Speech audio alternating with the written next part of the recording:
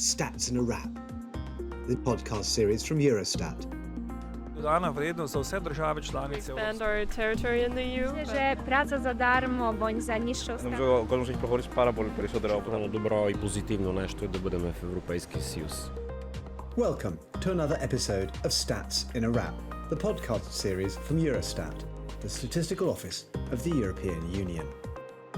If you've been listening to our podcasts, you'll know that we think data are delicious, and we like nothing better than to slice, dice, and wrap them into bite-sized morsels whilst enjoying the intriguing stories, the fascinating conversations, and startling truths about the everyday and not so everyday stats that surround us. Now, normally in our Wrap Cafe, we like to talk about the numbers that reveal the workings of the 27 members of the European Union. But today, we're talking about, well, the neighbours.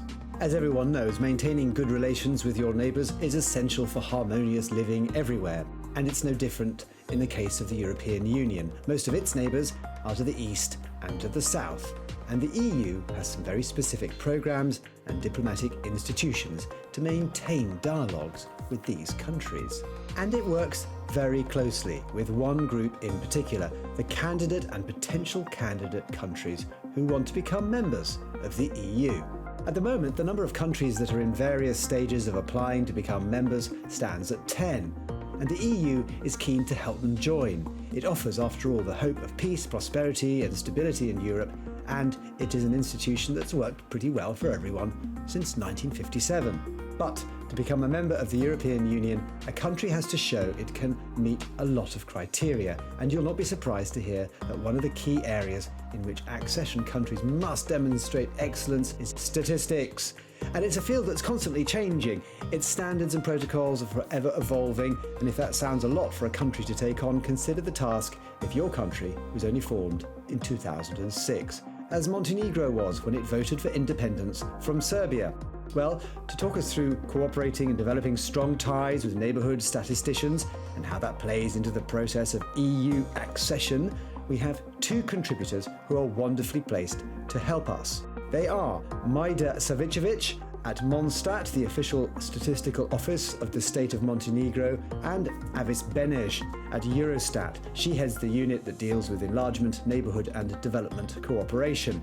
Welcome, both of you, to the Wrap Cafe. Thank you, Jonathan. Great to be here. Thank you, Jonathan. It's really a great pleasure to be part of this podcast.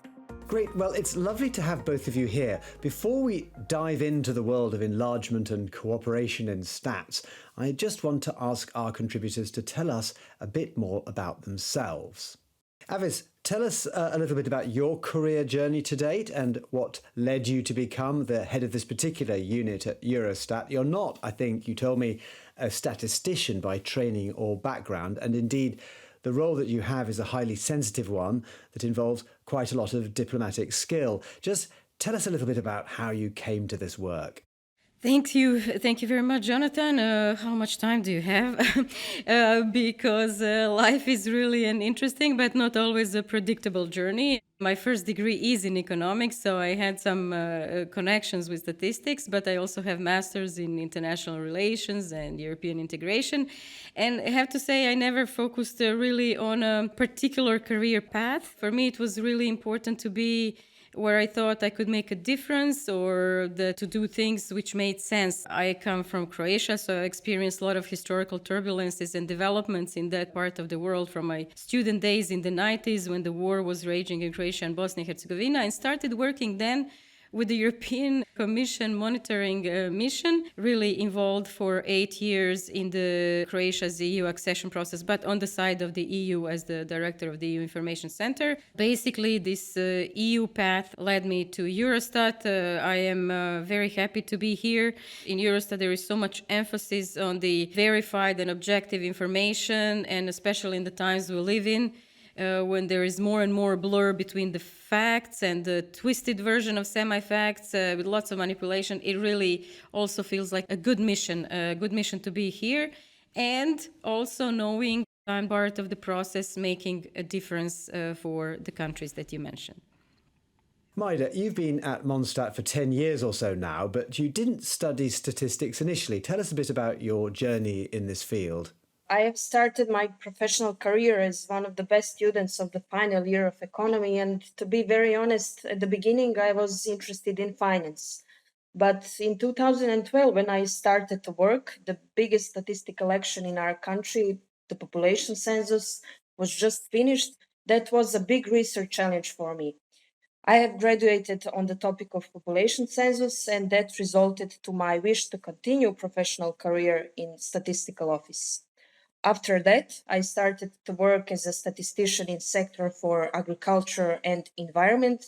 And I think it was a precious for me because there I understood how the production of official data is demanding and how all the methodological aspects are important for quality and reliability of the data. In this moment, I'm working for 11 years in statistical office, and my current position is head of department for international cooperation and European integration. I am strongly in favor of expanding European Union because European Union is not only the common market, free flow of people and capital, it's also the values that we represent and stand for. For example, democracy, rule of law, human rights. All these things could be really benefiting for the countries who may not be today members of the European Union. So expanding European Union is expanding the values, and this is something that will really tie us closely as the Union.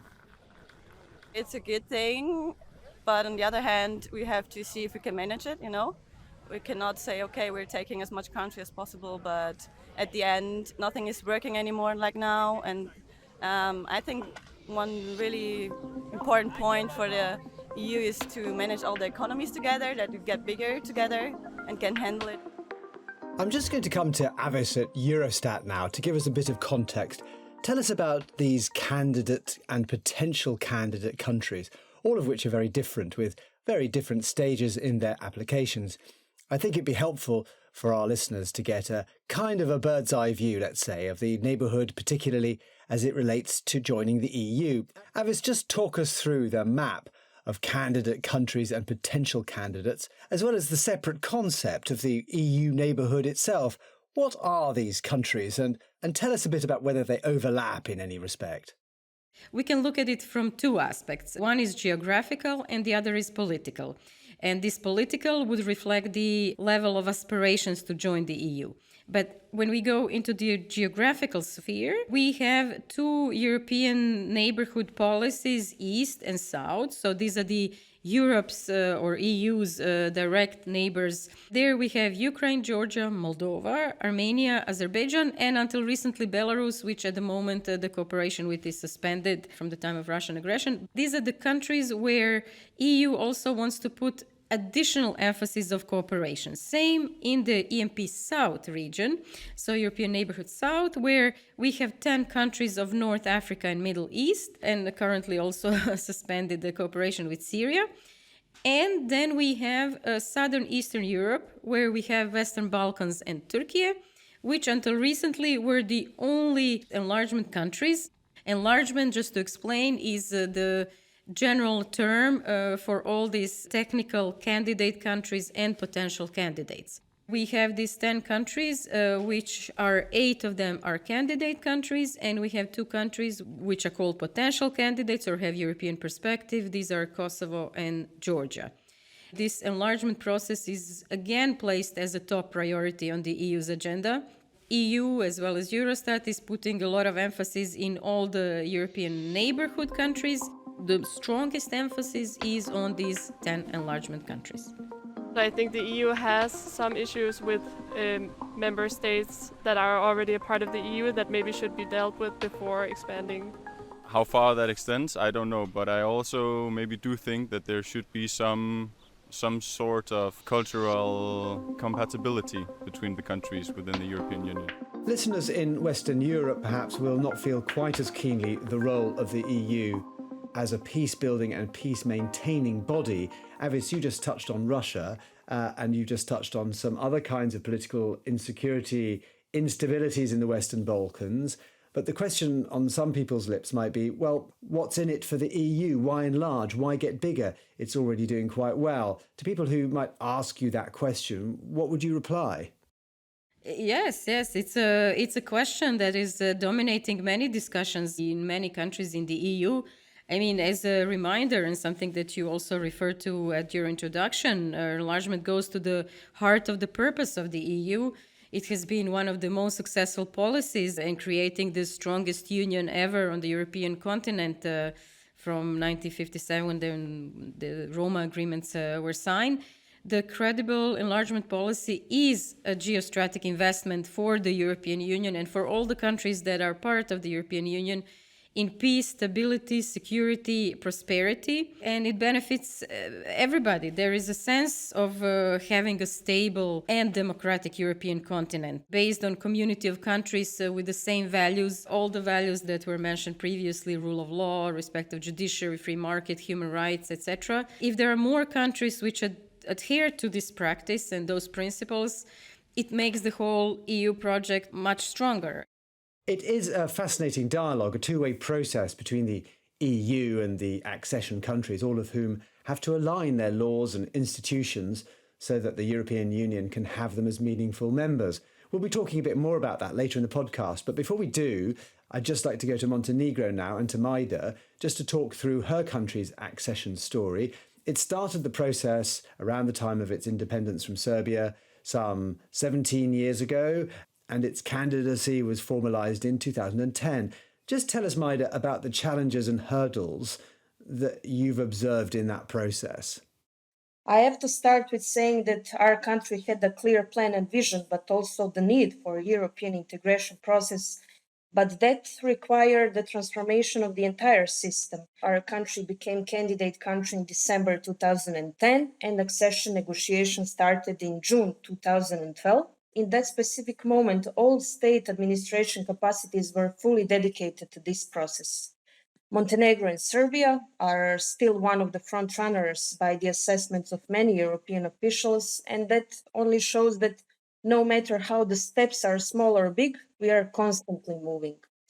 From a statistical point of view, process of European integration is a very challenging one.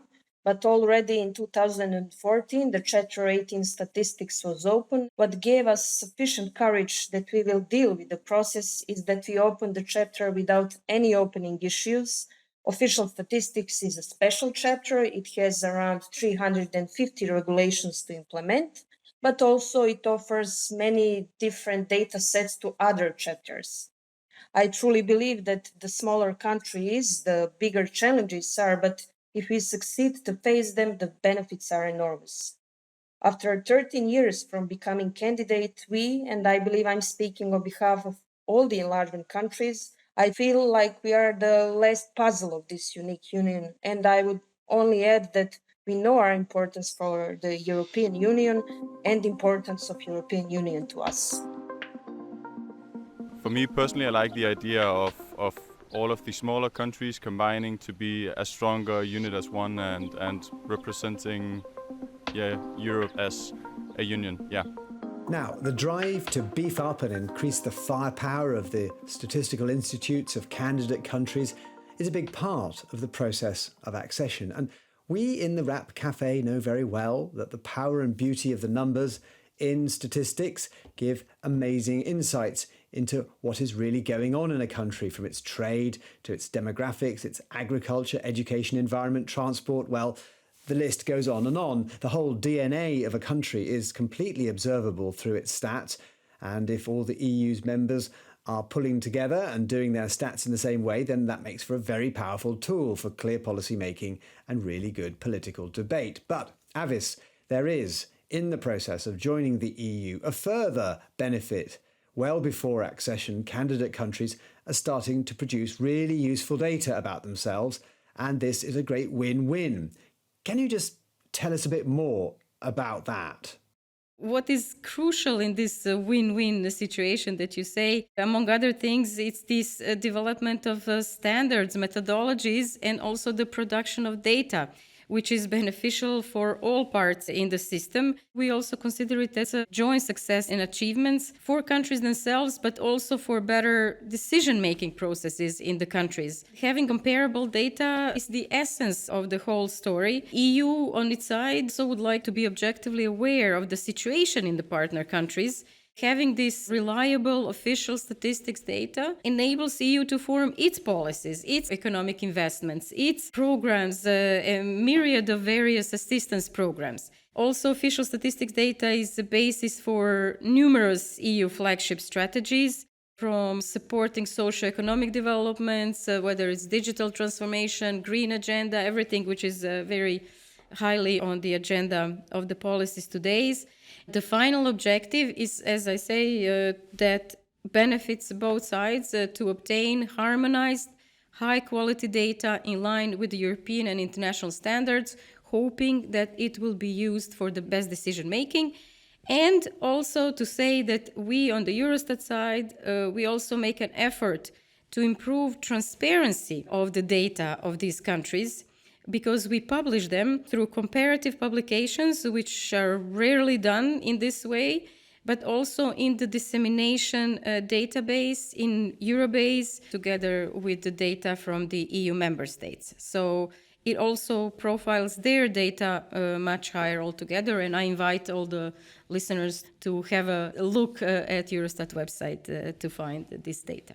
Now, it takes a long time for countries to join the EU. Britain, let us not forget, first applied to join the European Economic Community, as it was then, back in 1963, and it took 10 years before it signed the Treaty of Accession. Portugal and Spain took over 6 years each to join the EU. Turkey applied in 1999 and is still going through the process.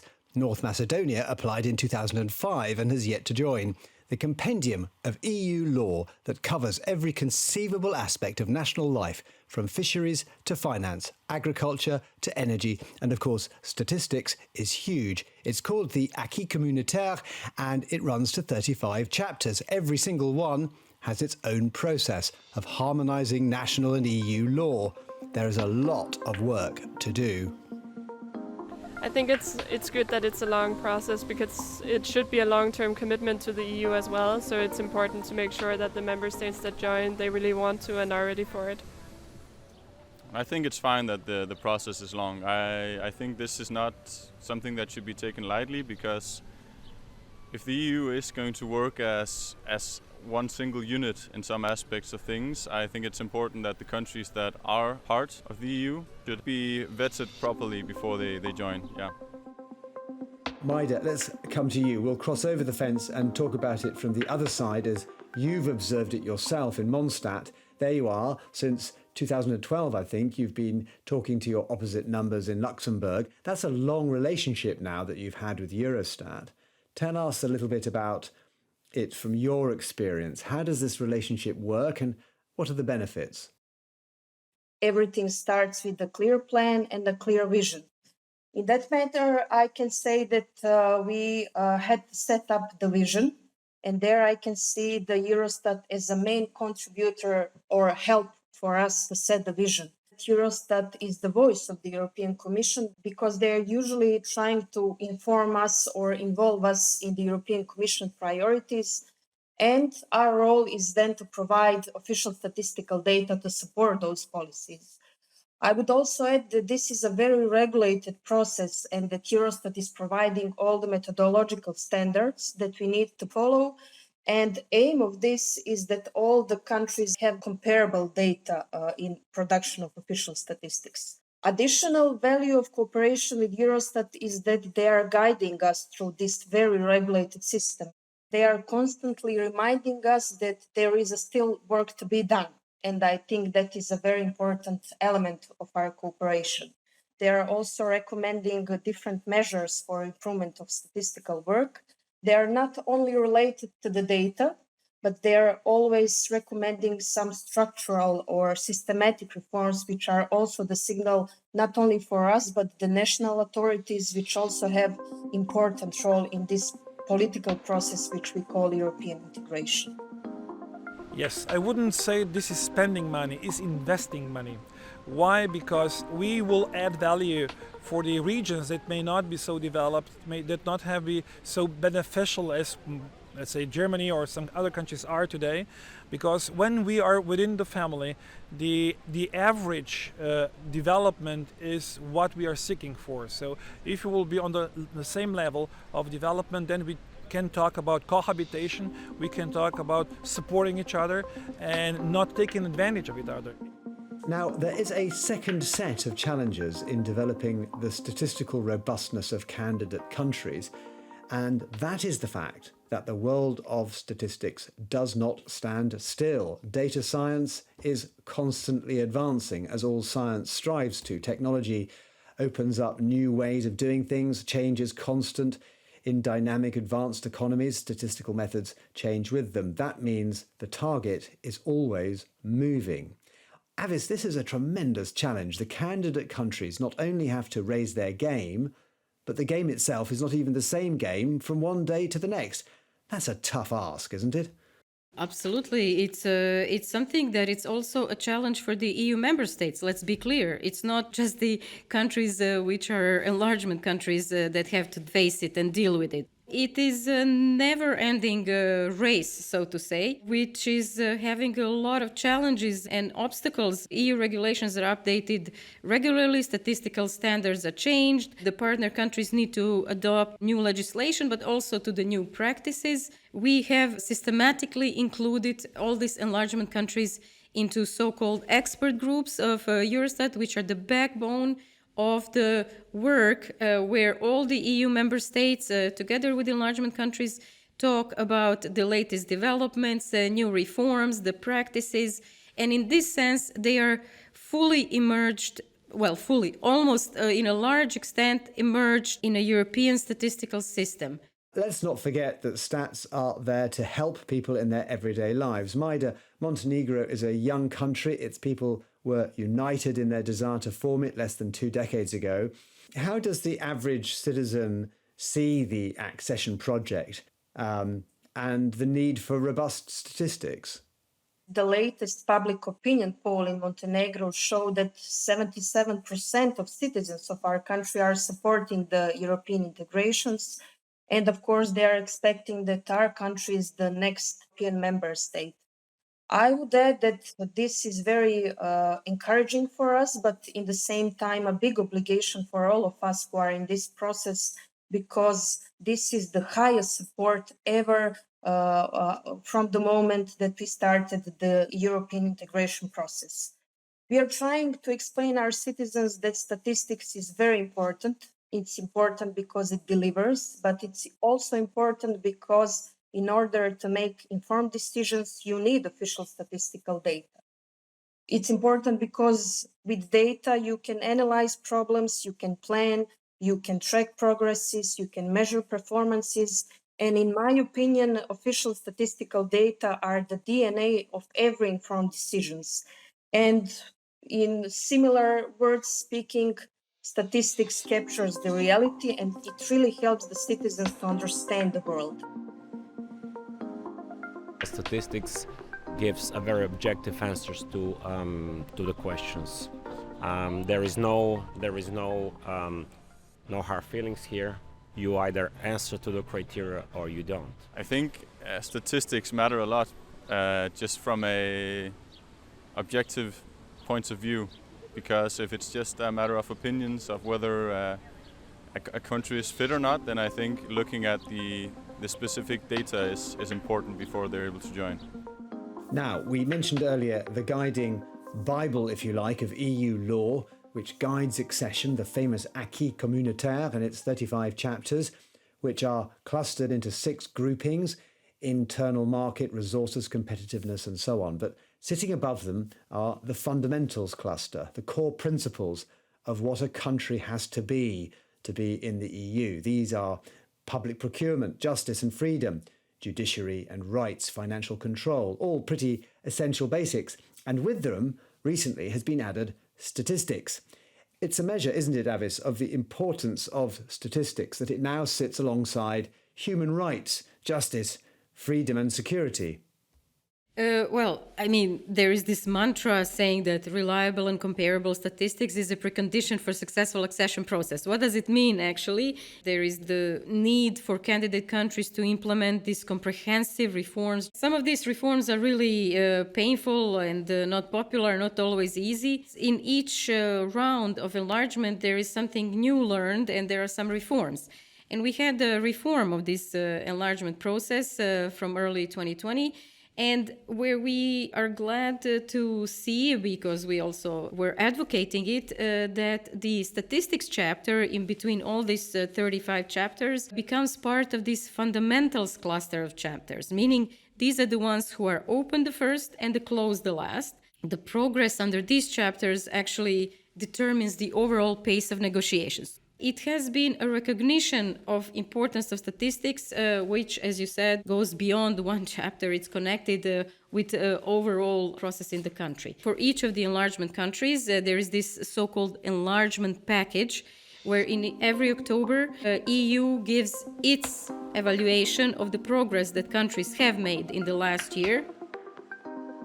Well, certainly it's good to be in the European Union because the European Union is an alliance that includes the countries with same values, with a free market, with a free labor market, and so I think it's positive for everyone, for the countries who wants to be members, for members who are already members, because it's a big community who is getting rich by culture, financially, and so.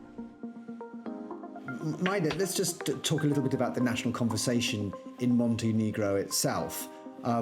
You were just talking earlier about how engagement and standards and understanding and the sophistication and depth of statistical knowledge and data science about the country has increased, and you've had to increase it. But has it fed into general everyday conversation or the understanding of the country and its relationship with Europe and the wider geography? I mean, how has stats become part of the everyday sort of social discourse, let's put it that way, in Montenegro? My impression is that official statistical data have never been used as they are now in our country. Probably the main reason is that our country suffered different socioeconomic turbulences, and everyone wants to know about official statistical data so they can measure all the processes. Some of the pros are the economic aspect of it, and I also think traveling between countries a lot easier is a big bonus. And on the con side, I think there's an aspect of having less control as a country. Some laws are broad across the EU, and maybe some countries lose a bit of control in that aspect. Now, no podcast about European enlargement or touching on European enlargement could be complete without talking about recent events. The Russian invasion of Ukraine has completely kick-started so many things and changed so many perspectives. Avis, just tell us a little bit about Eurostat and how it's changed into high gear with the huge acceleration to join the EU. Of the three countries particularly, the associated trio, they're called. This is the tripartite format of the three new enlargement countries, Ukraine, Moldova and Georgia. How has that changed things, particularly in relation to stats and the stats development of these countries? Just tell us a bit about that. Well, indeed, it has been a sort of earthquake with the accession process, what has happening, and I mean not just with the accession process, in generally in geopolitical and security reality terms, what has happened last year, rather harsh awakening in some aspects. The EU had to act rather fast in terms of political developments. As you mentioned, from June last year, Ukraine and Moldova are candidate countries, Georgia a country with European perspective. Eurostat also had to react fast, and of course we have been cooperating with these three countries a lot even before through the previous regional programs, and but this has been taking it to a new higher level altogether. Also, the request, the need for data from those countries has dramatically increased. And we are in touch with the countries to see what are the possibilities to increase data collection. There are, of course, some especially situation in Ukraine when there is a provision that according to the martial law, certain areas one is not supposed to provide data or share data. What we have done in Eurostat is certainly to make the strategic decision to include these three new countries also in this, as mentioned, this backbone of statistical methodologies and statistical work in these expert groups. We also are constantly in touch with them and discuss their needs. They are fully at the table. And now there are also new dynamics where the group of enlargement countries, not anymore 7, but 10. There are meetings where the 10 countries will be present, and this will be also probably creating some new dynamics between the countries as well. So this brings us neatly on to another bit of technical jargon that, like so much else in the field of statistical cooperation, sounds terribly dull, but is quite the opposite. And these are the dread words commitment on confidence. If you're still awake, it's the power of statisticians to scare politicians and keep them honest. Stats, after all, merely reflect the reality of what's going on in a country, a mirror that can reveal painful truths, especially about the policies advocated by elected representatives. Avis, dreadfully boring phrase, commitment on confidence, but just tell us a bit more about it. Well, the principle is very important, despite its not the most attractive name. It is actually promise of politicians not to smudge the mirror and put its tone over the mirror. The goals of the things that we do in our cooperation, one of the objectives is to promote implementation of good governance and implementation of professional independence of national statistical offices. It's not always known that this is the principle that the statistical offices are supposed to be independent in terms of the actual statistical data. There is supposed to be no interference from any political aspect in this. And it also aims basically to ensure more public trust into European official statistics. Not that many people are aware of it, but this is maybe why we are here as well. Many EU member states have it either as a standalone or enshrined in their statistical legislations. And what we are glad to see in Eurostat that from the group of countries that we were just talking about, there are 3 who have adopted it as well, although it was not an obligation, certainly not at this point of their accession process. And these are Montenegro, Albania, and North Macedonia, whose governments have adopted these commitments. The EU helps candidate countries develop with aid, financial assistance, funding programs and so on, right across the areas of the acquis, not just stats. And these are the IPA funds. IPA stands for Instrument for Pre-Accession Assistance. It's a lot of money. Between 2021 and 2027, the budget is something in the region of 14 billion euros. Avis, how do we see that translating into results into, say, the Western Balkans, for example? Can you sort of point at what we've seen in concrete terms that the funding has turned into? What are we seeing on the ground? What are the results?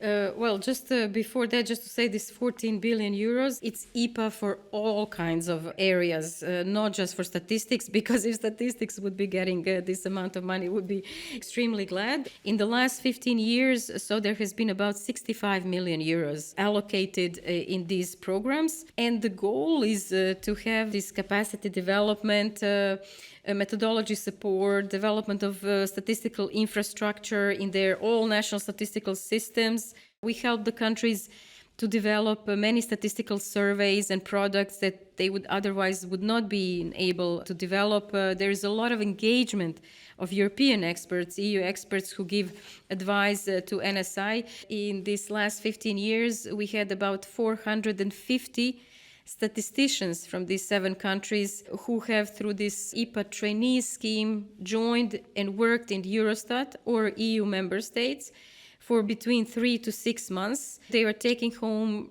really very precious experience, knowledge, and contacts. And this is something that we have been investing a lot. The biggest result and the biggest objective and the goal is to have much more data from the countries, collected, validated, as said, presented, same as the data from EU member states in the Eurobase. We are not there yet. There is still a process to go. There is a goal that in a medium-term period, the enlargement countries will catch up with the EU member states. Statistics is a really long process which takes time, and we are glad to continue in the future. Wonderful. Thank you very much. I think we have to go to Montenegro in closing now and just talk about how MONSTAT has benefited from its work with Eurostat. Majda, Can you just talk us through the milestones and achievements and some of the kinds of concrete results of your relationship with the EU? What have you achieved together, would you say? Everything that we have achieved until now would not have been possible without financial and expert support of the European Commission. And I think establishing a good cooperation with Eurostat was an added value to this process. I must say that we are using the pre-accession funds from 2005, and in this moment we have reached the sufficient level of expertise, and we succeeded to implement new surveys and gather a huge set of official statistical data. As I mentioned a couple of times, the added value for these processes was the constant guiding of Eurostat that really resulted in a clear recommendation to follow if we want to develop our official statistical system. We have succeeded to establish statistical system fully in line with European regulation. We have succeeded to independently realize the biggest statistical actions like censuses are. We have succeeded to maintain independency in our work. We have harmonized around 65% of methodologies through our system. We have transformed and we keep transforming the IT system so we can increase the quality and timeliness of the data. Very important, in my opinion, is that our staff is highly educated and already we have different experts engagements in different statistical fields. Our main challenges are the small number of staff, spatial capacities, financial capacities, and due to the fact that legislation is constantly moving, this makes the work of one statistician a very challenging one. I can conclude that we still must reform, we still must keep growing and anticipate changes, but I can assure you that we will not get tired of doing that.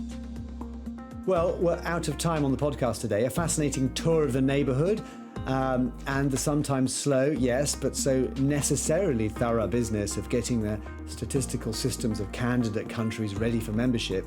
It only remains for me to thank our wonderful guests in the Rap Cafe today. Thank you very much for your contributions. Majda Savićević of MONSTAT, the official statistical office of the state of Montenegro. Thank you, Majda. Thank you, Jonathan. It was a pleasure to be part of this podcast. And Avis Beneš, Head of Unit Enlargement, Neighbourhood and Development Cooperation at Eurostat. Avis, thank you so much for joining us today. Thank you, Jonathan, and thank you for tackling this important subject. And I hope we were interesting enough for our listeners. You certainly were. Thank you very much. If you've enjoyed the show, don't forget to share with friends and colleagues, where Stats in a Wrap can be found on Spotify, Apple, Google, and all the usual places. And if you'd like to know more about the subjects discussed today, just search Stats in a Wrap Eurostat. And of course, join us for the next episode when the Rap Cafe will be dishing up more flavoursome insights, this time about quality. Easy to spot in everyday things like food, well, wraps for example, and clothing and things like that. But how about statistics? Well, Eurostat has a dedicated team on the case, and we'll be hearing how that benefits, among many other things, the Eurovision Song Contest. Well, stay tuned for a quality show to find out more. But for now, goodbye.